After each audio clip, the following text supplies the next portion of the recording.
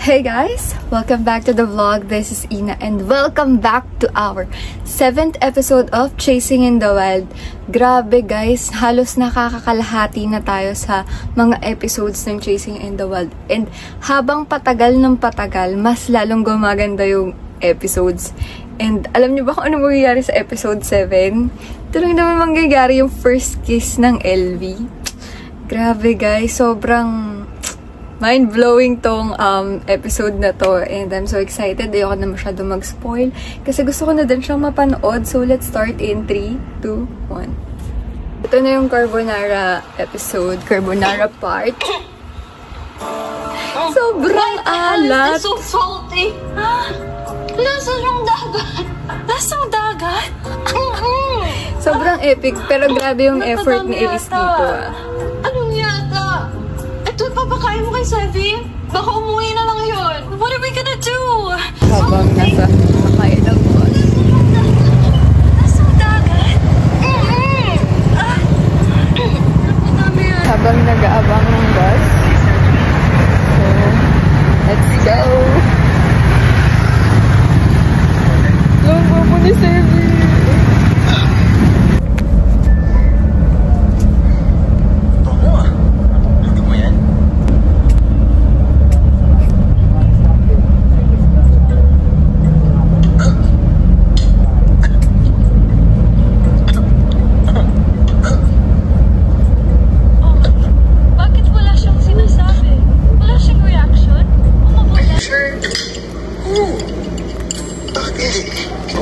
Masarap to.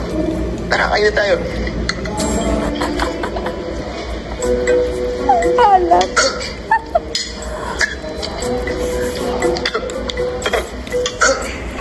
Okay lang naman mamamatay na siya sa alat.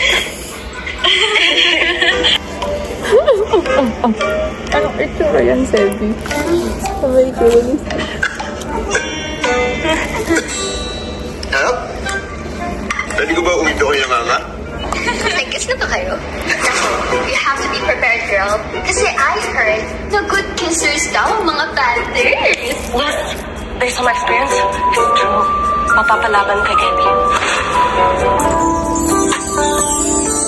Hindi ba ako kagwapo para titigan mo ng matagal? Do you want to go to my room? Bakit? Ikaw mo nga. Anong gagawin natin doon? You don't want to see my room? Ano ba meron sa kwarto mo? Wala. I just want to show you. Sige, pero saglit lang ha. Okay. Okay na. Nasilip mo na dito. Come on, please. You look so awkward just standing there. Sobrang gentleman. Bakit ba ayaw mo? What, you probably think we're doing something else, no? Ah?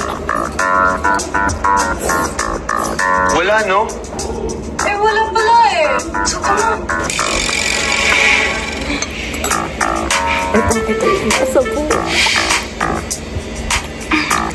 I wanted to ask, are you still sad about the game?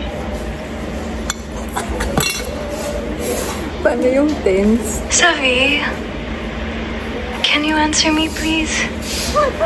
Are you still sad about the game? Anong game? Your game. Gosh, Savi, are you okay? Sorry, ngayon ko na lang nga naalala eh. Pero syempre, malungkot pa rin. Pero, ganun talaga, wala na akong magagawa. Rinig ka ba? Nag-vlog ako. It must be hard to leave. Leave? Talagang gwapo. Have you ever tried kissing?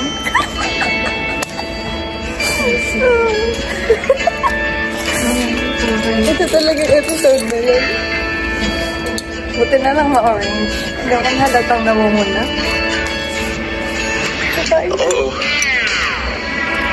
What the hell? Really? With who? Sino-sino lang. Pero, kinalimutan ko na yun, kaya huwag mo nang tanong. I haven't had my first kiss yet.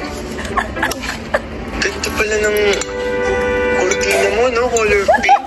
Terno sa pillow sheets. Iwasan niyo sa kasi yung bed ano, sheets. please. Pati rin dun sa bulaklak. You can't even look at me, huh? Hindi ko masumag yung pagkain ko. Ayun, Galit ayun. ka ba? You're not taking me seriously. This is an important matter to me. Sorry na. Sige, saseryosohin na kita. When are we allowed to kiss? Bakit mo ba gusto mapaghalikan? Why? You don't want?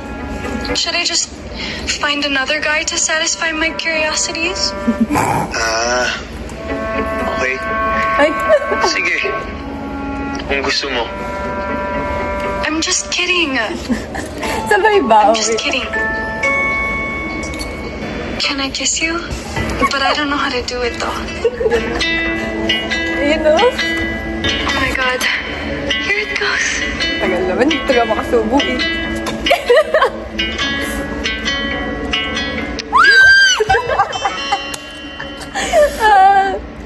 Yun na yun? I'm sorry, I'm not so good at this. I'm sorry. Sino ba good sa kissing? Init. Yun na yun.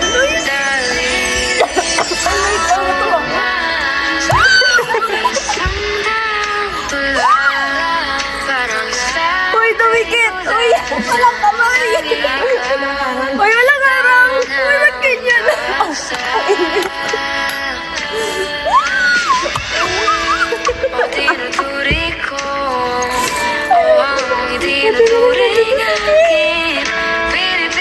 Uy, walang harang! Ba't ganyan?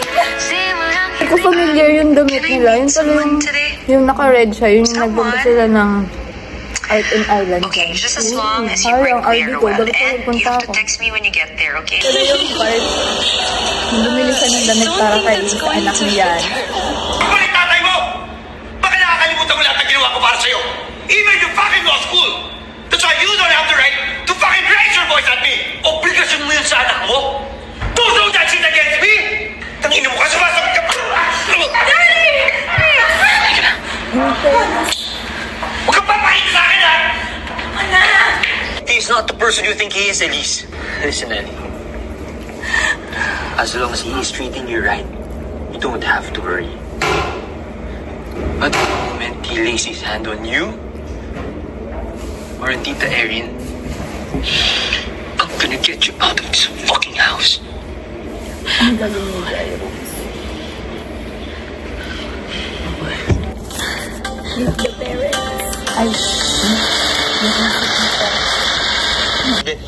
Girlfriend ko, si Elise. Si Steven Elise. Nice to meet you. Nice to meet you rin po, ate. Uy! Anong pamano? Ninang mo ba yan? Shake hands lang. Galit agad? Kanina pa na paspagi kang ginantahan ko. Ate Prinsesa. Hi, little princessa. It's nice to see you again. And ayos lang yung tita.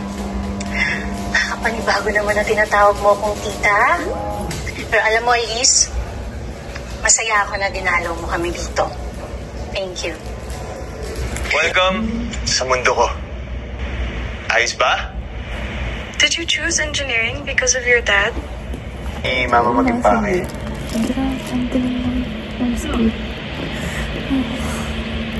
Kaya tayo, pag may problema, ayusin natin agad, ha? Bawal yung bigla-bigla na lang umaalis. I won't do that to you. I promise.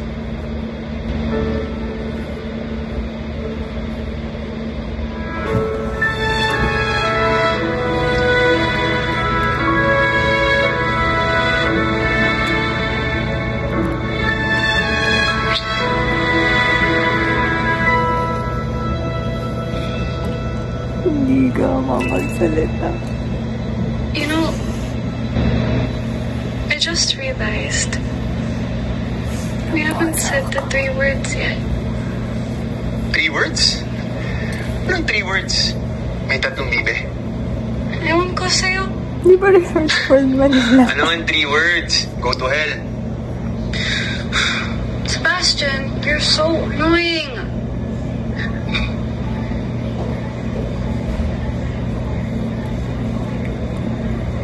Ellie, Ano?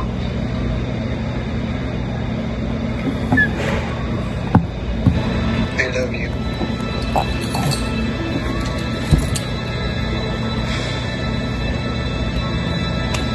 I love you too.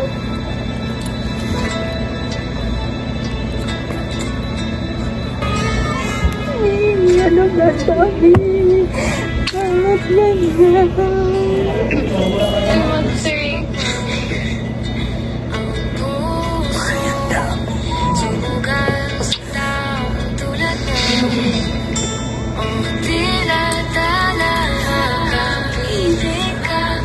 Sabi, bakit ganito?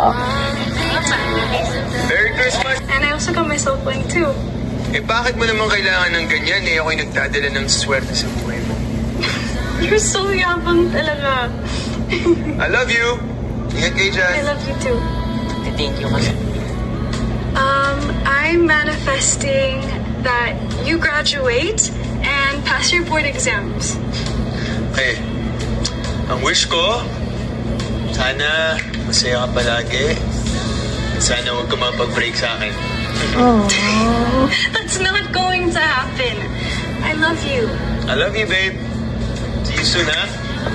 Hindi yata yung makakonfine Why si is he Yana. not replying? Is he busy or something? But Hello? Steven, is your kuya home? Ay, umalis po si Kuya. May pinuntahan po na babae. Hello? Ang babae. Raulo. Sweet. Yes, babe.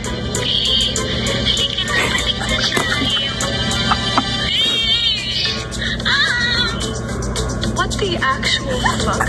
Is he cheating on me? Ayan. What the hell? Si Raulo si Yana. Is that Sally? Why is he here? Sebastian! Who the hell is that woman? Hello. What the fuck? That's Yana. Hero's ex. Elise si... Yana si... Elise. Ang bilis naman sumugo ng jowa mo dito. Babe. Ano naman yan? Nag-aasar ka ba? Did you get her pregnant? Uy! Hindi ah. Oo. Si Sebi ang ama. Huh? Ako sinugod sa ospital kasi malapit na yung due date. So, ako ngayon yung magbabantay. Tapos mamaya sina Sam darating. Ito para kay Sibila. Para to sa madaling anak ng tropa ko. Is she the one that you mentioned na mga anak na? Does Hero know about this? Was even planning to. Saka huwag mo nang pag-initan ng ulo tong si Sebi. Na-blackmail ko na yan na huwag sabihin kahit kanino. Kahit sa'yo. Nabuntis ako. Pero... grabe jowa mo ah. Galing mong alaga. Pero muna ako. Fucking bitch. Ang ina naman yan. Kanina ka pa nang-aasar eh. Yana! Hey! Elise, you're here. Hi! I heard about you and Sebi. Guys. Si Elise pala girlfriend ko. Hi, Elise. Sebi's always like that. Alaga to everyone. For sure, kapag ikaw na yung nagle-labor, in the future, 10 times yung pag-aalaga niya sa'yo. Uy, kailangan mo nung graduate ni Elise bago dyan. Tsaka kailangan muna ako magtrabaho para maging successful. Para mapakasalan ko siya. Tapos doon na kami pwede magkaroon ng ibang anak. Pwede naman 6 para may sab. Sure ka? Ikaw kaya? Isa ba? Tanong mo siya. Isa pa nga lang. Happy Valentine's Day, Elise. I love you. Engineer Camero. Kung papalarin, kung hindi, kahit non-showbiz boyfriend na lang.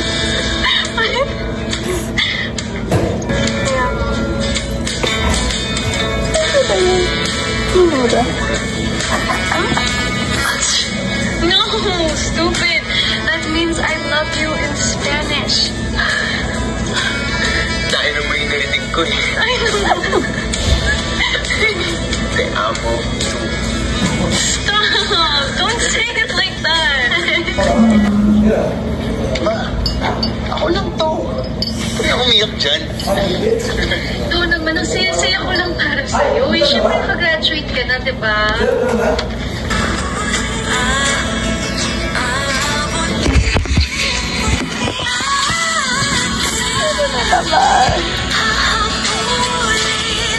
And ayun guys, tapos ko nang panoorin yung buong episode 7 ng Chasing in the Wild. And ang masasabi ko lang ay ang galing kasi meron akong mga nakitang posts na alam niyo yung mga animated edit before, yung mga cartoonized na wala pang mukha na Sevi at Elise. Alam niyo yung nangyari siya. So, I'll try to insert a photo here, dito, ng isa sa example nun. And sobrang galing ng episode na to.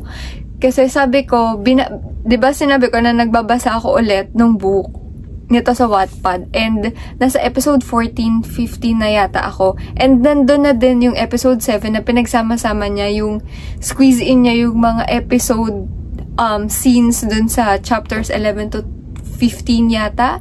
But, ayun na nga, sobrang galing ng mga pangyayari. Ang napansin ko lang is, parang awkward pang magdrama si Hyacinth dito. Kasi with the scene with Jairus, parang medyo nahirapan siyang sumabay sa bigat ng emosyon ni Dominic Ochoa and ni Jairus dito. So, yun lang yung napansin ko. And with Sevi and Elise, mga Mars, hindi ko po kinaya ang walang patabing, walang takip na kissing scene ng Hygab. And sobrang brave nilang dalawa to think na first lead role nila to and may kissing scene agad. So, nakakatuwa kasi nakaka-proud. Alam mo yun? As in, may tunog talaga yung kiss nila. As in, ganun talaga. Ay! Well, anyways, I'm so excited with episode 8 kasi eto na tayo sa realidad. Eto na tayo sa growing apart or growing together na scenario nila sa buhay kasi makikita na natin dito na magli-live-in na sila sa condo, which is alam nating maraming nangyari sa condo and super excited na ako. I can't wait for more episodes. So, feeling ko nasa 9 and 10 na yung 5th episode. 5th anniversary. Well, anyways, masyado nang mahaba itong mga pinagsasabi ko. Thank you guys for watching. And sa mga nanonood na itong video react ko sa TikTok, sa IG, or even here sa YouTube, thank you so much, guys. Sana hindi ka magsawa and see you on my next vlog. Bye!